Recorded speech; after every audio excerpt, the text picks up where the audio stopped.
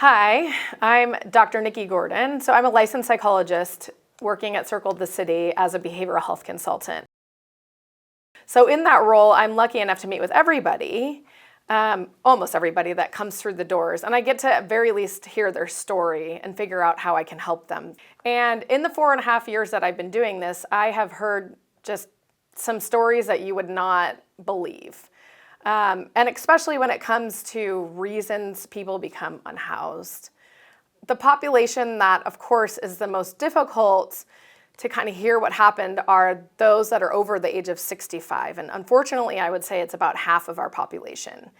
So we have one woman in her 80s who has recently stayed at the respite program. And it started for her when she was living in an apartment on her own that she had been there for, I think, 18 years or something like that, something very long.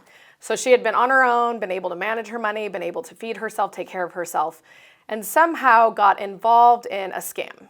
So being very vulnerable at that age, person called and was giving her all these promises about if you send your money to this is what you might get out of whatever, and scammed her out of a couple $1,000s, which for somebody who's on a fixed income is a lot.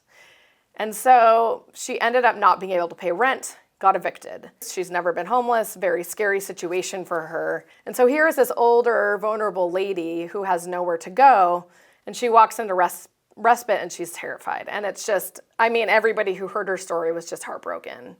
I have another individual that was with us a couple years ago, but kind of similar situation, an older gentleman in his, I think, 70s or 80s, late 70s, 80s, who lived with his wife. He had dementia and she was taking care of him. She would pay the bills, she would kind of do all of the things, take him to appointments, and then she passed away. So what happens to an individual who's getting taken care of? He didn't know how to pay the bills, he didn't know how to do any of that. In fact, when he got to us, he still thought she was alive. And he still thought he had all of his things, but really they had evicted him and put him on the streets. And somehow we picked him up. He ended up in the hospital. They had nowhere to take him. Let's call Circle the City. And we took him in, but it was just heartbreaking because not only is this vulnerable man on the streets, he also has no idea what happened to his life. So that was a really hard one. Probably the age of 25 to 65, we get this large category of individuals. So for instance, we have one gentleman who had been working. He had a great job. He had just gotten transportation. He was super proud of himself that he got to where he needed to be moving forward. And on the second day of owning his new vehicle, he got hit by a car to the point where he ended up in the hospital. And of course, hospital, you can't work, you can't pay rent. He didn't have options for long-term, short-term disability, so he lost his housing.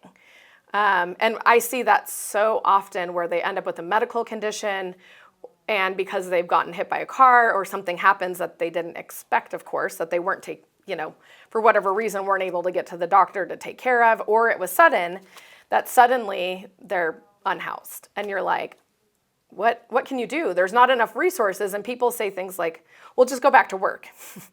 When you're in a wheelchair and trying to go to physical therapy, or you have all these doctor's appointments because you just got diagnosed with cancer, it's really hard to find a new job, let alone maintain a job when you have it. So it's kind of like, what do you do?